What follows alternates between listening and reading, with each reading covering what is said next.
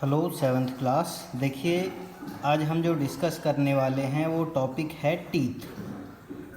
Teeth जो है, जो न्यूट्रिशन होता है, न्यूट्रिशन में टीथ का जो एक रोल है वो बहुत ही मोस्ट इम्पोर्टेंट रोल होता है। जो फूड को च्विंग करने में काम करते हैं, उसको छोटे छोटे पीसीज में तोड़ने का जो काम है वो टीथ का होता है। और हमारे माउथ में जो टीथ होते हैं वो 4 टाइप के टीथ होते हैं। उनमें सबसे पहला जो पार्ट होता है, सबसे पहले टाइप की अगर बात करें तो वो इंसीजर होता है।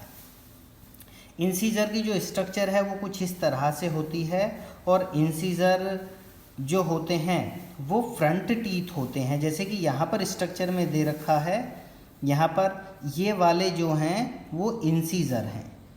और इंसीजर जो होते हैं वो बाइटिंग और कटिंग, फूड की जो बाइटिंग होती है, बाइट की कटिंग होती है, उसमें जो है बहुत ही ज़्यादा हेल्पफुल होते हैं।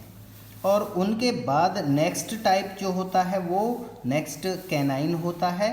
उसकी स्ट्रक्चर इस तरह की होती है।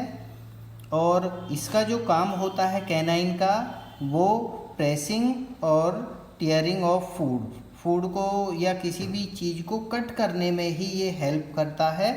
और ये जो इंसीजर होता है, ये कैनाइन, ये इंसीजर होते हैं। ये वाले जो 4 टीथ हैं ये इंसीजर है, 1 2 3 4। और इनके जस्ट बराबर में ये वाला पार्ट और ये वाला जो टीथ होता है ये कैनाइन होता है। तो कैनाइन ये दोनों हो गए।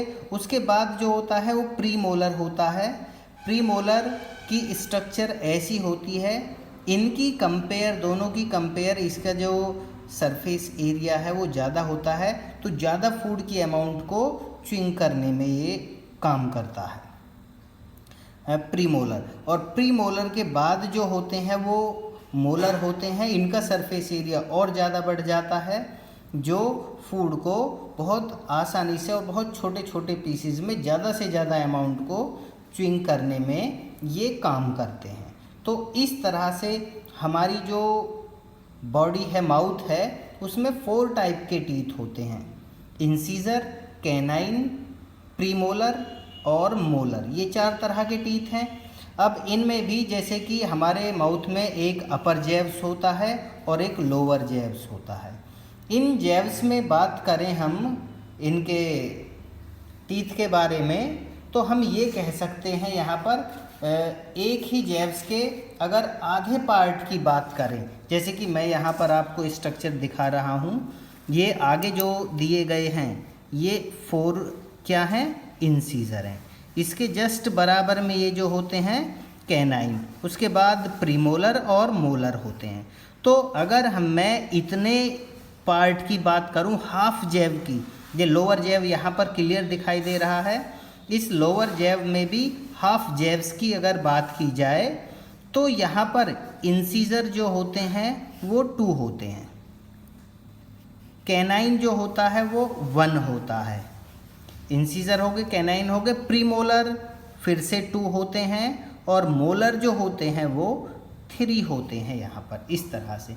तो हम एक टीथ फार्मूला तैयार करते हैं यहाँ पर। एक जैव्स में जो होता है, जैसे कि ये हाफ जैव्स की यहाँ बात करें लोअर, और हाफ ही अपर जैव्स की बात करें, तो जो पैटर्न नीचे दिया गया है वो ही पैटर्न ऊपर होता है। तो यहाँ भी हम 2 1 2 3, तो ये हाफ लोअर जैव्स के टीथ हैं और ये हाफ अपर जैव्स के टीथ हैं। तो इस तरह से जो टोटल टीथ बैठते हैं वो एक हाफ जैव्स में 8 बैठते हैं, ऊपर के हाफ जैव्स में 8 हैं, तो 8 और 8 16 एक साइड हो गए, तो 16 ही दूसरी साइड होंगे। इस तरह से टोटल जो टीथ की अमाउंट है वो 32 होती है। तो ये टीथ के बारे में है। और इसके बाद अब हम बात करते हैं कि टीथ जो होते हैं 2 टाइप्स के होते हैं। हमारे जो एज होती है इसमें पूरी लाइफ स्पेन होता है, इसमें 2 बार टीथ आते हैं। जो फर्स्ट टाइम आते हैं उनको तो हम बोलते हैं मिल्की टीथ, और जो सेकंड टाइम आते हैं उन्हें बोलते हैं हम परमानेंट टीथ। तो मिल्की टीथ के बारे में अगर बात की जाए, the first set of teeth which grow during infancy. जो बेबीहुड होता है उसमें जो आते हैं वो मिल्की टीथ कहलाते हैं। और उसके बाद जब ये टूट जाते हैं, इन्हें टूटने के बाद जो आते हैं वो सेकंड सेट होता है टीथ का, जो परमानेंट टीथ कहलाते हैं। तो हमारी जो लाइफ स्पेन है 2 बार इसमें टीथ आते हैं। और एक टॉपिक है इसमें टूथ डीके। टूथ डीके क्या होता है, जैसे कि दांत खराब हो जाते हैं तो किस तरह से जो दांत हैं वो खराब होते हैं। तो उससे पहले हम जो बात करेंगे टीथ की स्ट्रक्चर के बारे में बात करेंगे। यहाँ पर ये जो स्ट्रक्चर दी गई है, टीथ की स्ट्रक्चर दी गई है, इसमें टीथ के ऊपर सबसे ऊपर की जो कवरिंग है, जो ये हम वाइट कलर में दिखाई दे रही है, इसको बोलते हैं हम इनेमल। इनेमल के जस्ट नीचे की जो लेयर होती है उसे बोला जाता है डेंटाइन। और डेंटाइन के नीचे की जो लेयर होती है उसे पल्प कैविटी बोला जाता है, जिसमें ब्लड वेसल्स भी पाई जाती हैं।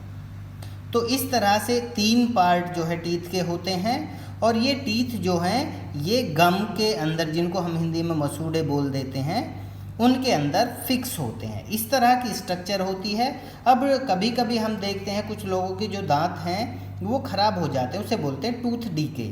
तो वो कैसे होता है, देखिए, जब हम खाना खाते हैं, खाना खाने पर कुछ जो खाने की अमाउंट है वो दांतों के बीच में फंसी रह जाती है। जब वो दांतों के बीच में फंसी रह जाएगी तो सारी रात वो इसी तरह से फंसी रहती है।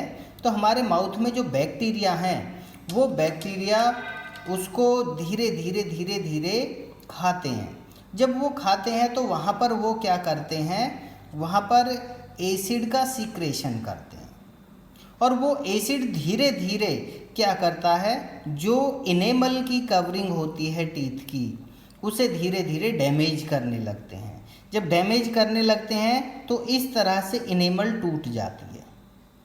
टूटने पर जब खाना खाया जाएगा तो खाना और ज़्यादा फंसेगा इसमें, और जब और ज़्यादा फंसेगा तो एसिड और ज़्यादा बनेगा और ये धीरे धीरे बढ़ता चला जाएगा।